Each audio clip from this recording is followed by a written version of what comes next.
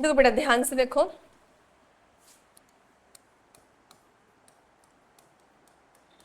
क्या कर रहे हैं बेटा हम, डॉट प्रोडक्ट और क्या पढ़ेंगे बेटा हम, वेक्टर प्रोडक्ट। डॉट प्रोडक्ट और क्या करेंगे बेटा, वेक्टर प्रोडक्ट। ठीक है, अच्छे से ध्यान से देखना। देखो बेटा डॉट प्रोडक्ट, अगर दो वेक्टर का हमें डॉट प्रोडक्ट करना है, मान लो एक वेक्टर है ए, एक वेक्टर है बी, ठीक है, इसको स्केलर प्रोडक्ट भी बोलते हैं बेटा, क्या बोलते हैं, स्केलर प्रोडक्ट। आई बात समझ में। और इसको बेटा हम क्या बोलते हैं, वेक्टर प्रोडक्ट बोलते हैं। और डॉट की जगह यहाँ पे आता है क्रॉस, क्या आता है बेटा, क्रॉस प्रोडक्ट। दो नाम है इन दोनों के। क्रॉस प्रोडक्ट को ऐसे देंगे ए क्रॉस बी, इस टाइप से करेंगे।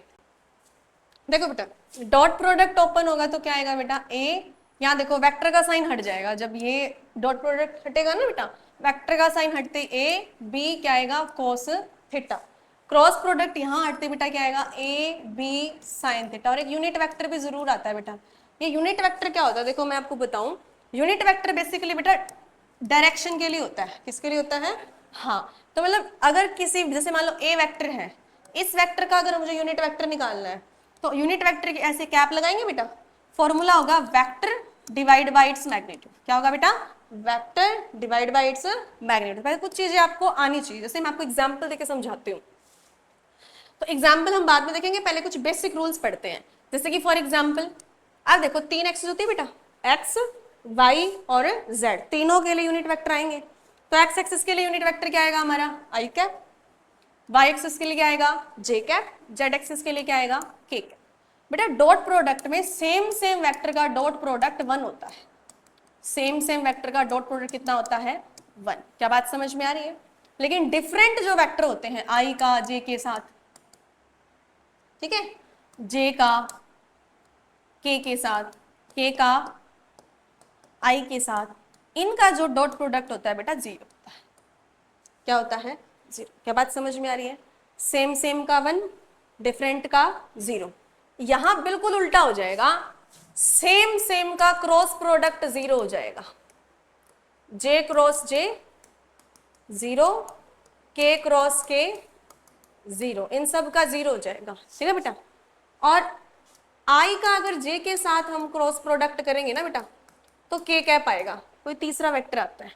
आई का जे के साथ करेंगे तो क्या आएगा बेटा, जे का अगर के साथ करेंगे ना तो आई आएगा बेटा। क्या आएगा, सीरीज में चलना है, जैसे पहले आई होता है, फिर जे होता है, फिर क्या होता है बेटा, के। तो आई जे का किया तो के आया, जे के का करेंगे तो क्या आएगा बेटा, आई। क्या बात समझ में आ रही है, अच्छे से आ रही है नहीं आ रही बताओ।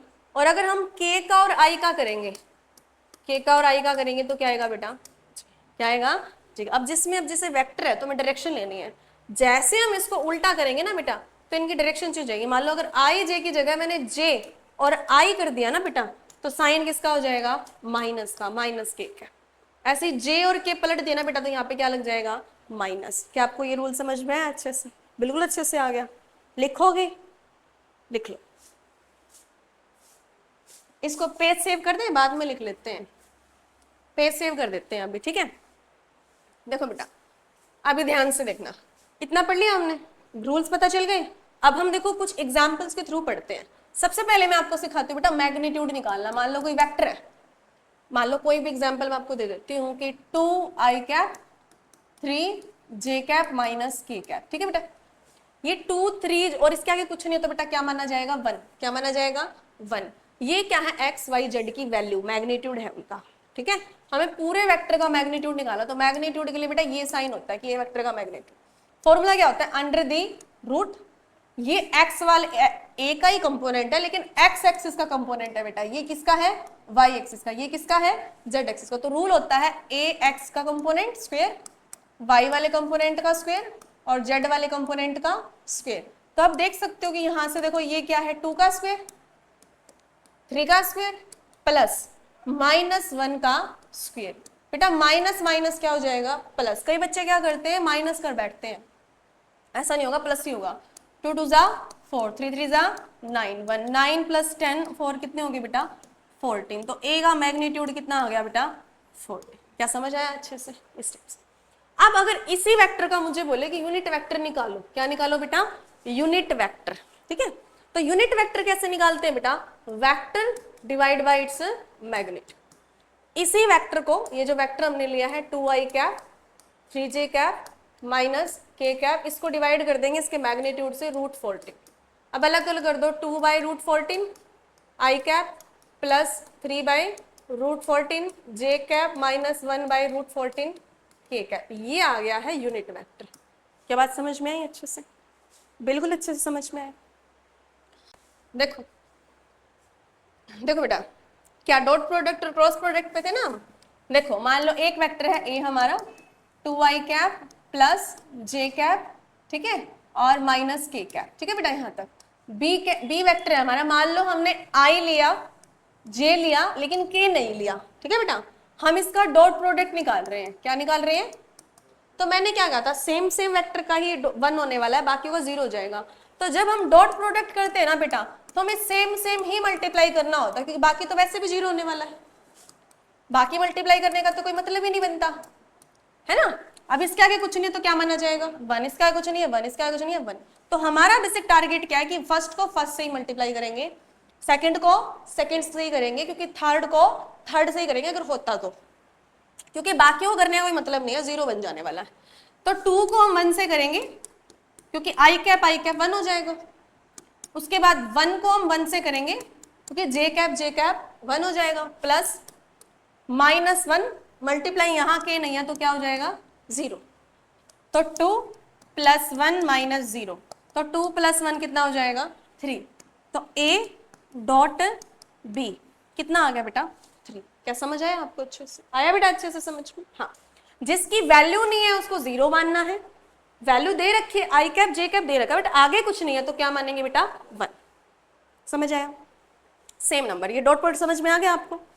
अगर मुझे बेटा क्रॉस प्रोडक्ट करना, क्या करना हो, ठीक है, 2 वेक्टर ले लिए हमने, इस टाइप से करेंगे। ठीक है, ऊपर लिखेंगे i कैप j कैप और क्या लिखेंगे बेटा? k cap. i cap j cap और क्या लिखेंगे? k cap. आगे बात समझ? अब क्या करना, मान लो a वेक्टर था, इसकी वैल्यू हमारे पास 2i कैप है प्लस j कैप है, यही थी ना बेटा पीछे, यही ली थी हमने। तो हम i के नाम का 2 ले लेते हैं, j के नाम का 1 ले लेते हैं, k के नाम का -1 ले लेते हैं।